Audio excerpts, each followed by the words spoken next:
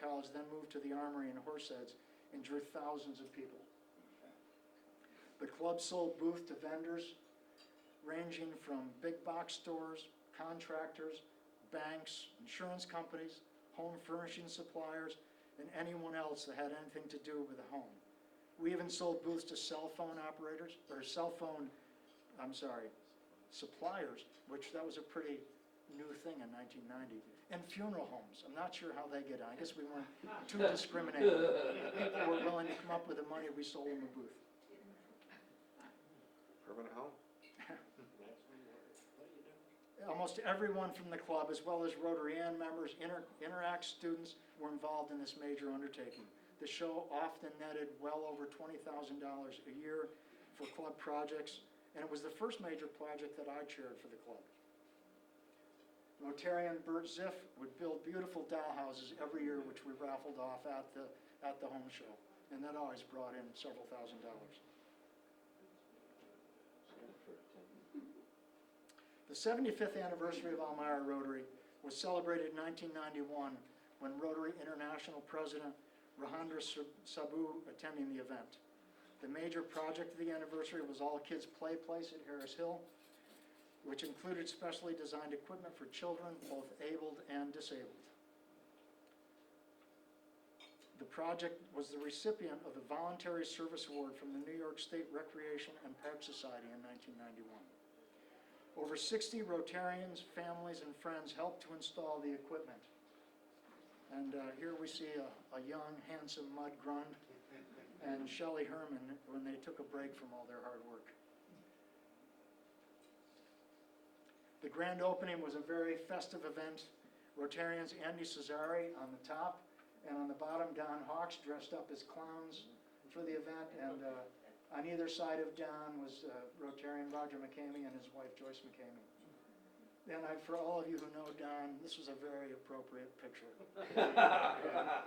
Don was a very vocal member of our Rotary Club for many years.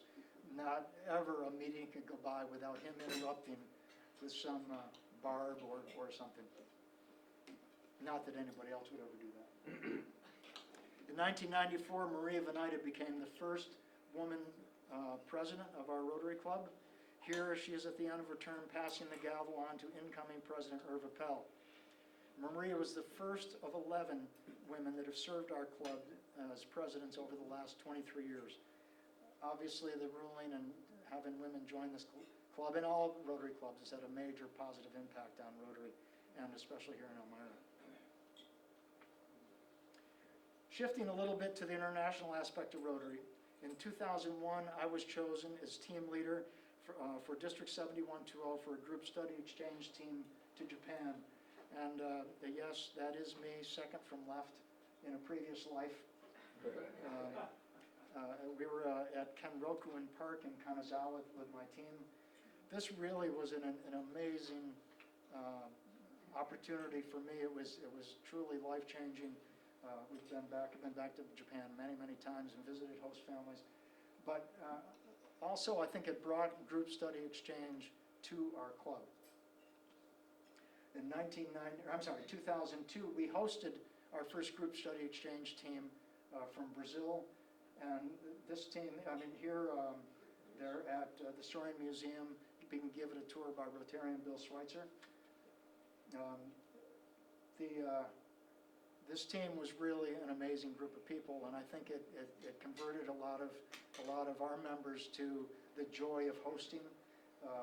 Washington, the tall gentleman on the left, has been back to our club several times, and as most of you know, Tom Wiedemann, who hosted Washington, has been to Brazil probably 12 or 14 times over the last 15 years. The GSE turned out to be a very popular program with our club, and over the next many years we hosted teams from Germany, Sweden, Australia, Finland, Brazil again, and Mexico. And there may have been one or two others in there, but I can't really remember. But it really was a fun project and something that many of our members looked forward to every year.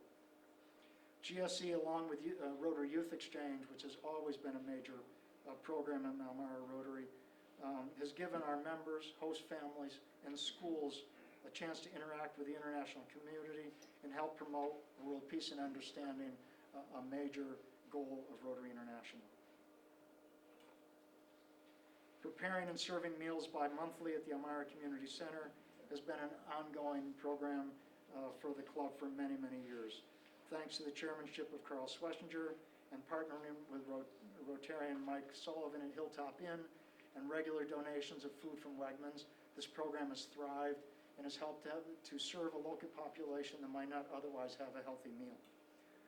And most of you recognize our regular workers here, Angela McNerney on the left, Carol and Ed Lincoln, and Melinda Sartori, who that group is there almost every month, or every other month when we do this. I couldn't go by without slipping in a picture of Bill Kistler. Here, Bill and John Humphrey are ringing the bell at Arnott Mall for the Salvation Army, an activity that we've done for many years to help raise money for the Salvation Army. And Bill with his ever smiley face. Our partnership with Divin School started during the presidency of Katrina Stanton in 2007. It was originally slated to be a 5-year partnership and is now in its 9th year. It has been embraced both by the Divin community and our club. Pictured here is a dedication of the Buddy Benches, which was a project of the club president, Amanda Harkness. Other projects include working in the classroom, which Tim Venita has done from day one of this partnership, and many others of us have spent time there over the years. Read-alouds, planting flowers, supplying playground equipment, and transportation to events at Clemens Center, just to name a few of the things we do with Divin. Here, Fred Kelsey, along with Joe Kozan and Tom Wiedemann, spent time at Divin teaching the kids about polio, something that most or probably all of them never even heard of before. But they certainly, and here Fred's went in with a wheelchair to show them what it was like for showing the kids what it was like not to be able to walk and be able to get around in a wheelchair. You probably let them get in and take an opportunity. Oh, that was the big fun thing for Divin students really embraced the Polio Plus campaign and raised several $100s, which was added to by donations from Elmira Rotarians. And the actual number was almost to 2,000 by the time we sent the money into Rotary International. I'm sure the partnership with Divin will continue to last many more years. Arctic League packing is very popular and has been going on ever since before I joined the club in the early 1990s.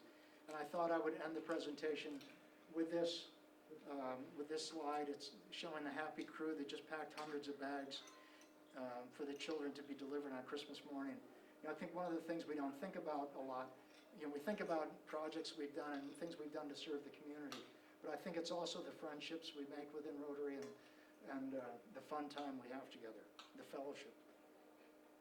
So I hope this has given you an opportunity to get a glimpse of the kind of things that have gone on over the past 50 years. Certainly, you can't begin to touch the iceberg of what we've done. I think what amazes me when I have gone through the archives and the things we've done are the things that still exist in the community, that still have an impact on community and we don't often think about. The Elmira Rotary was involved in things like capabilities, the glove house. They're still here and still part of the community. And we had a major impact, Tanglewood, on these things getting started. We should be very proud of what we've done, and we have an impact on this community, and I think we'll continue to have an impact. So it's been a fun journey for me going through all this stuff, and I hope you've enjoyed it, and look forward to the next 50 and 100 years. Thank you.